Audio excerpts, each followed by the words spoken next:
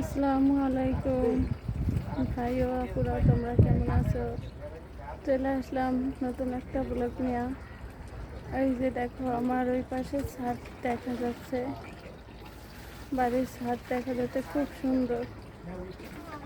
দেখলে চোখ ভরে যাবে। দেখো, পাশে একটা গাছও আছে, তারপর উপরে বড় একটা বিল্ডিং আছে।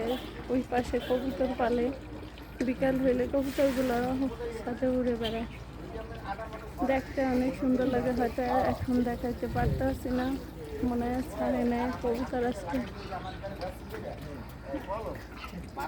একটা আমার মা গাড়ি নিয়ে ছাদে আসছে।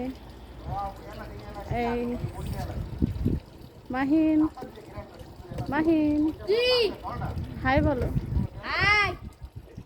এই যে আমার ছেলে আলবি, আলবি সে ওই পিছে দৌড়াদৌড়ি করতে আছে, সে আর ফিরে চাইতে আছে না। সে একটা বাডা নিয়ে, এই বাডা ময়ে দেয় মাহিন, আয় ওদের ডাক দেয় তো, বাডাটা পাবো। বাডাটা ময়লা, একদম ছাদে আসছি। কেমন লাগতে আছে তো আমাকে, তো ভাই মারবো তোরে, যদি দিয়ে দে, ভালো লাগে তাহলে অবশ্যই দিয়ে পাশে দে। থাকবো। এই যে দেখো, আমার ছেলে দুষ্টামি করতে আছে। মাহিন সরো, আরে সাথে না।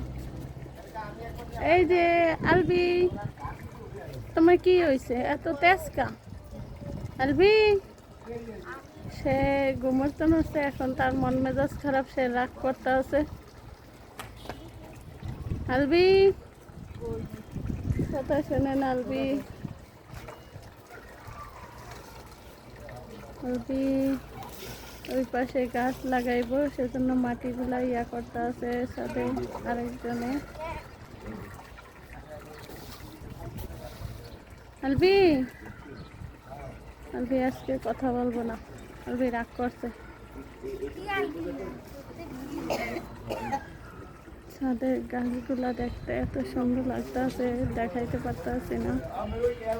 আমি ছাদে সবাই পানি দিচ্ছে, আমিও পরে আমার গুলোতেও পানি দেবো।